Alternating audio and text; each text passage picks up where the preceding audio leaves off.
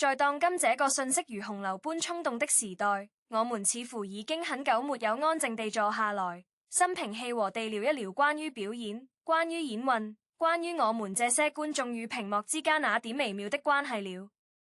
最近，任嘉倫的名字再次成為了輿論場的風暴中心，圍繞着他在仙俠劇中的表演，一場激烈且近乎撕裂的討論甚囂塵上。一個被反覆提及、帶着幾分揮霍又透着嚴厲的詞，流水線演技，像一頂摘不掉的帽子，沉甸甸地扣在了他的頭上。有人痛心疾首，認為這位曾經靈氣逼人的演運已然江郎才盡，在書宅圈裏固步自封，將早年積攢的觀眾緣一點點消耗殆盡。也有人言辭鑿鑿，認為這恰恰是他心諗市場規則，對商業劇和粉絲經濟的一種精準負責。是在用最高效的方式完成一場又一場被數據驗證過的成功。這兩種聲音如同水火，在各大社交平台上碰撞撕扯，將一場本該關於藝術本質的探討，異化成了情緒的宣洩和立場的站敘。那麼，剝開那些情緒化的外衣，當我們試圖回到表演本身，回到市場邏輯，回到一個演運在時代洪流中的算擇與掙扎時，我們究竟該如何看待這所謂的流水線演技？這究竟是他無法突破的能力天花板，算是一種清醒且務實的市場策略？或苦？答案遠比我們想象的要複雜，也遠比我們想象的要耐人尋味。要真正理解任嘉倫如今所面臨的爭議，我們有必要先將時間的指鉗撥回到那個讓他走入大眾視野的起點，去看看那個尚未被流水線標籤所定義的曾經鮮活而飽滿的他是如何生長的。彼時的任嘉倫，船遠不是如今這個被釘在爭議漩渦中心的流量擔當，他身上帶着一種非科班出身演運特有的未經雕琢的野性生命力。在《大唐榮耀》中飾演的廣平王李肅，是許多觀眾認識他的第一眼經驗。那個角色身上既有少年郡王的鮮衣怒馬和意氣風發，又暗藏着身處皇家權謀漩渦中心的深沉與無奈。任嘉倫在那部劇中的表演，呈現出一種令人驚喜的層次感。他如景甜飾演的沈珍珠之間那種愛而不得、身不由己的宿命糾纏，被他的眼神戲詮釋得入木三分。他的哭戲尤其具有殺傷力，不是嚎啕大哭的宣洩，而是隱忍到極致後眼眶泛紅，淚水在打轉卻不肯輕易落下的那種破碎感，仿佛能穿透屏幕，讓觀眾切膚地感受到一個身處歷史洪流中的男人在江山與美人之間掙扎的磨礪和悲痛。緊接着，錦衣之下的陸奕橫空出世，更是將他推向了古裝男神的神壇。陸奕這個角色如果處理不好，很容易淪為千篇一律的冷漠面癱，但任嘉倫賦予了他一種極為難得的外冷納熱的反差魅力。他對袁今夏的動心，是在查案過程中一點一點滲透出來的，是那種明明嘴角已經忍不住微微上揚，卻旋要故作嚴肅地別過臉去的微妙。他的眼神從最初的審視、不屑，到後來的關切、中庸，再到最後的深情與守護，每一個階段的轉換都清晰可辨，讓觀眾跟着他一起沉溺其中。那個時期，沒有人窺知而任嘉倫的演技天賦，他所塑造的角色是有呼吸的，是立體的，是能夠在播出很久之後依然被觀眾反覆咀嚼回味的。那時候的讚譽都是實打實的，是觀眾用真情實感一票一票投出來的信任。也正因為有過如此驚豔的高光起點，當他在後續的作品中逐漸呈現出某種令人不安的同質化傾向時，觀眾的失望與批評才顯得尤為尖銳，甚至帶上了一種恨鐵不成鋼的痛心疾首。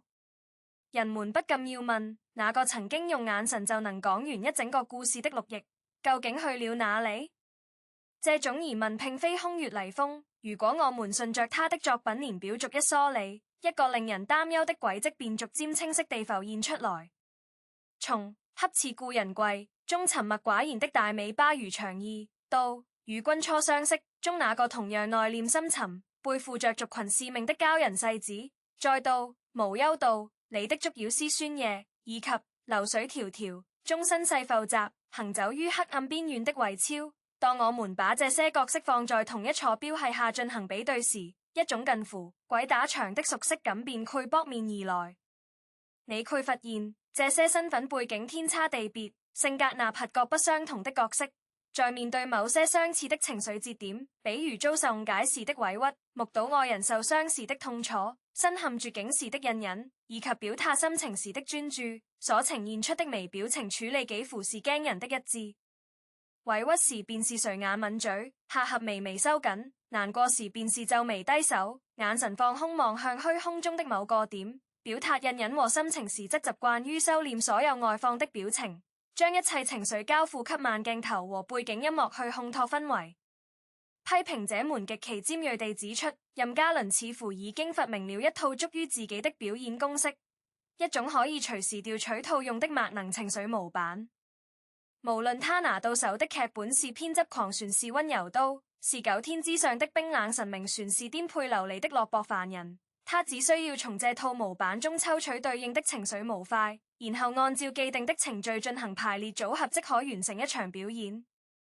這種高度模式化的演繹方式，直接導致了一個非常尷尬的觀看體驗。當觀眾在不同的劇集之間切換時，會產生一種近乎時空立亂的既視感，仿佛在看同一個靈魂披着不同的華麗外衣，在不同的時空背景裡談着仍相似而神更似的戀愛，經歷着大同小異的磨難與犧牲。更致命的一點在於，他長期以來對於專業配音的過度依賴，幾乎已經成為他表演體系中一個無法迴避的短板。多年以來，觀眾幾乎無法在他的古裝劇中聽到他的原聲台詞，所有需要氣場支撐的爆發性場面，需要情緒渲染的細膩獨白，都依賴於邊剛等頂尖配音演員的聲線去進行二次創作和情緒補充。當一個演員在鏡頭前完成了表情的演繹，卻在鏡頭後依靠他人的聲音去賦予角色靈魂，那麼表演本身的完整性和統一性必然要打上一個大大的折扣。這也使得那些本就對他持批評態度的觀眾，更加有理由對其能力的全面性提出根本性的質疑，認為他連台詞這一關都無法親自跨越，又何談真正的角色塑造？然而，如果我們的思考僅僅停留在對公式化表演的撻伐和批評上，那無疑是對這個複雜問題過於簡單化的處理。將視覺從單一的演員身上拉遠，放置在整個仙俠劇市場的宏觀生態中去審視，我們會發現一個更為深層且耐人尋味的結構性困境。任嘉倫所面臨的表演尷尬，某種程度上也是整個行業在特定發展階段所遭遇的同質化內卷的一個縮影。我們如今所討論的仙俠劇，早已不再是當年《仙劍奇俠傳》那個以宏大敘事、俠義精神和悲劇美學為核心偶動力的探索者，而是日漸演變為一種被戲稱為仙偶劇的全新物種，即以仙俠世界為花梨背景版的核心聚焦於戀愛關係的偶像劇產品。在這個被大數據和平台算法深刻影響的市場裡，男女主角的戀情是絕對的核心，是推動一切情節發展向前滾動的唯一發動機。而修仙的真義、斬妖除魔的俠義精神，以及對蒼生大道的哲學思考，則被磨情地擠壓到了邊緣角落，淪為可有可無的點綴。劇情列構無非是幾生幾世輪迴不滅的宿命恩怨，仙魔對視黑白分明的正邪大戰，以及為了所謂的天下蒼生或一己之愛可以毫不猶豫犧牲一切的套路化橋段。當一個市場被高度相似的流水線產品所充斥，身處其中的演員想要憑借一己之力去打破這種根深蒂固的審美疲勞，其難度可想而知。任嘉倫自出道以來深耕的，恰恰就是這個同質化現象最為嚴重、競爭也最為激烈的賽道。他所擅長拼反覆出現的那些美強慘男主形象，本身就是市場大數據經過精密篩選後得出的最受特定受眾群體歡迎的人設天花板。在這種語境下，我們是否可以說，他的流水線演技或苦拼非完全是個人能力停滯不前的證明，而是一種在產業邏輯果架下主動或被動的市場的配？他太清楚古偶市場的流量密碼了，他太明白高冷禁欲、隱忍破碎、心情不如這些關鍵詞最能精準收割粉絲的喜愛與平台收視率的保障，於是他在反覆的實戰中選擇了那條看起來最安全、收益也最穩定的路。從這個角度看，他的不變恰恰是對這個既定遊戲規則的絕對遵守和深度配合。其團隊為其量身打造的這套冷面表演法，也被一些深諳行業規則的業內人士看作是流量明星在古裝領域的安全鈎策略，一種既能保持偶像的神秘光環與騷感，又不愧因為過於複雜的詮釋而出現翻車風險的精明選擇。這就像是一種心照不宣的契約精神，演運提供符合預期的高顏值和經過驗證的基礎情緒輸出，粉絲則以數據、熱度與商業價值作為回饋，雙方共同完成了一場關於做夢的雙向奔赴與利益交換。當然，對於上述這一聽起來多少有些冷峻和功利主義的觀點，堅定的支持者們有着完全不同的解鬥框架和強烈的反駁意願。在他們看來，任嘉倫絕非沒有演技的平庸之輩，更不是沒有突破自我的意願和勇氣。他們最常舉出的例證便是《周生如故》中那個讓無數觀眾哭到肝腸寸斷的小男神王周生辰。那個角色所承載的印忍克制、心懷家國蒼生而甘願放棄個人情愛，最終甚至坦然赴死的悲壯命運，至今仍是無數觀眾心中無可替代的白月光與頂級意難平。任嘉倫在該劇中所呈現出的那種極致的破碎感與悲劇美學，幾乎成了他獨步古裝江湖的獨家殺手，是後來者難以復刻的高光時刻。而在近期的作品如《佳偶天成》中，他飾演身負五不全詛咒的戰鬼少主陸千橋，那是一個沒有主角光環、一生與孤獨為伴的邊緣人物，但支持者們認為他通過精準的眼神流轉和極其克制的微表情變化，成功地傳遞出了那個角色遊離於三界之外的冰冷外殼下，依然跳動着一顆渴望溫暖的納心。這部分觀眾稱讚他達到了一劇一面、劇劇不同的表演高度，並且有豆瓣上頗具影響力的長評文章詳細分析指出，任嘉倫與角色之間能夠建立起一種奇妙的互相成就關係。他並非簡單的扮演，而是通過深入領會角色的命運內核與精神世界，最終達到一種他就是角色本身的沉浸式表演狀態。支持者們強調，那些批評他面癱或千篇一律的觀眾，實際上沒有讀懂他表演哲學中的克制與留白，那種不刻意用力、不誇張過火的細膩處理方式，恰恰契合了中國傳統美學中講究含蓄、意在言外的高級敘事邏輯。更何況，任嘉倫也並非完全沒有嘗試過跳出古裝的書宅圈。他在革命題材正劇《鳳餘潮》中挑戰了跨度40年的複雜角色，並且大膽地使用了原聲台詞進行演繹。這份勇氣和努力獲得了不少來自業界和觀眾的正面肯定。這些事實似乎都指向一個列論：他是有能力也有意願去拓寬自己的表演版圖的，只是古裝劇的光環和商業價值實在太過耀眼，市場和資本已經用真金白銀將他牢牢綁定在了古裝男神這個無法輕易撼動的定位上。個體的意願在龐大的產業機器面前，往往顯得微不足道。於是，我們便陷入了一個看似魔解的有趣悖論之中。你說他的表演已經僵化固化，他拿出了周生辰這樣足以封神的經典角色來證明自己曾經達到過的高度。你說他在勇於突破不斷創新，他又在後續一連串商業古裝大劇裡不斷重複着讓部分觀眾感到審美疲勞的相似身影。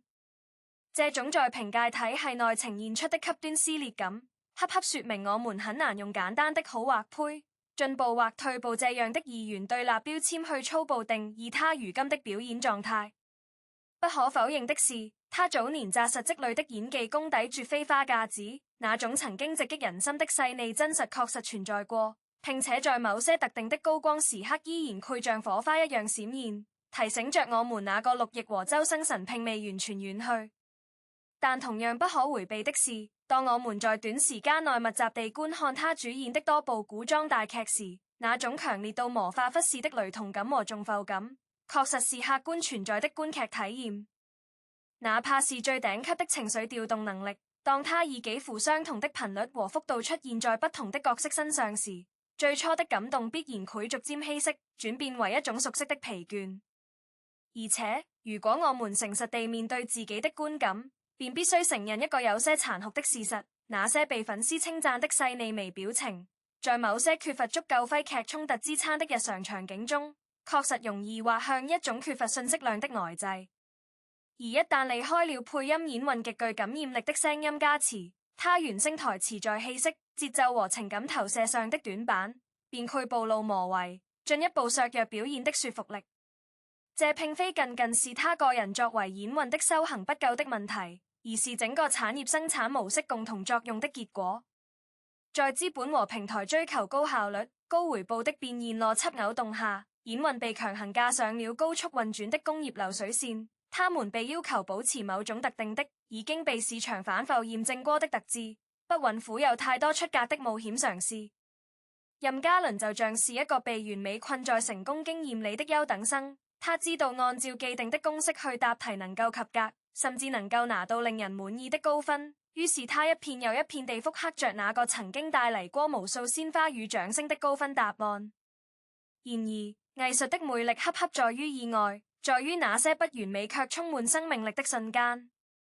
他因為過於追求安全而放棄了試錯的可能，也因此失去了那種不按常理出牌的、帶着粗礪質感的野性生機。這並非能力的完全喪失或所謂的江郎才盡，而更像是一種才華在商業邏輯的反覆規訓下所形成的不自覺的路徑依賴和某種意義上的工具化。它是一個被市場需求和自身安全勾共同塑造的產物，它的局限裡折射出的是整個行業的局限。那麼，當我們站在這個充滿矛盾與張力的節點上，回望最初那個尖銳的問題，這究竟是能力天花板的無奈，全是精準負責的精明？或苦，這個問題的答案遠比我們想象的更具辯證意味。它並非一道非此即彼的單算題，而更像是一枚硬幣的正反兩面。他們在任嘉倫的職業生涯中相互依存、相互成就，共同構成了我們今天所看到的那個複雜而多面的他。這既是他在特定的行業環境和創作週期中做出的主動選擇，也是他在日復一日的重複勞作中被市場和自身慣性共同塑造出的能力邊界。與其將這看作他個人演技的全面淪陷或無可救藥的懶惰，不如把它視為當下國產劇工業化體系高速運轉下一個極具典型性和標本意義的個案。當一個演運在35歲左右的年紀，依然要面對高清鏡頭的極端考驗和古偶賽道日益激烈的同質化競爭，他選擇了用最安全、最高效的方式守護自己辛苦打拼下來的商業版圖和市場地位。這其實是符合人性趨利避害的本能選擇，於情於理都無可厚非。作為觀眾的我們，或苦不必急於扮演道德審判者的角色，更不必陷入非粉即黑的二元對立陷阱中無法自拔。